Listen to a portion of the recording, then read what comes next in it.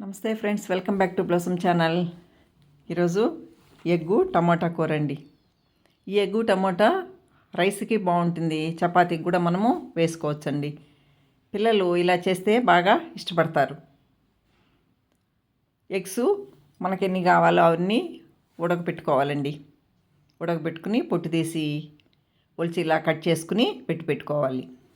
Stove వెలిగించి pan పెట్టుకుని oil వేసుకోవాలి. ఆయిల్ వేడిన తర్వాత పోపు పెట్టుకోవాలండి.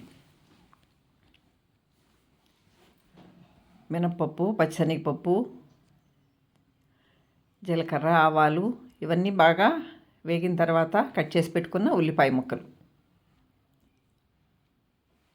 ఉల్లిపాయ ముక్కలు బాగా కొంచెం వేగిన తర్వాత వెల్లుల్లి అండి, దంచి పెట్టుకున్న వెల్లుల్లి వేస్తే బాగుంటుందండి. కొంతమంది జింజర్ గార్లిక్ పేస్ట్ కూడా వేస్తారు. అలా వేయకపోయినా ఒట్టి వెల్లుల్లి కూడా వేసుకోవచ్చు. అది వేగిన తర్వాత టమాటా అండి, కట్ చేసి పెట్టుకున్న టమాటా ముక్కలు, కొద్దిగా పసుపు, ఉప్పు వేస్తే కొంచెము తొందరగా మెత్తబడతాయండి.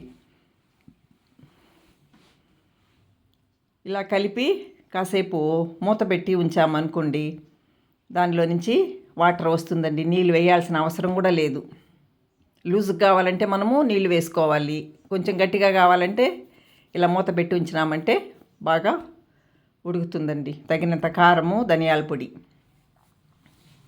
వేసి మనం కట్ చేసి పెట్టుకున్న ఎగ్ ముక్కల్ని ఇలా పెట్టుకోవాలండి. దానిపైన కొద్దిగా వేయించిన టమాటాని ఇలా వేసుకోవాలి. టమాటా ఇంకా ఎక్కువ కావాలంటే కూడా మనము వేసుకోవచ్చండి. 2-3 ఉండే వాళ్ళకి ఇదైతే సరిపోతుంది. చాలా ఈజీ ప్రాసెస్ అండి. మనకి ఏమీ కూరలు లేనప్పుడు ఇది ఈజీగా ఇలా చేసుకోవచ్చు.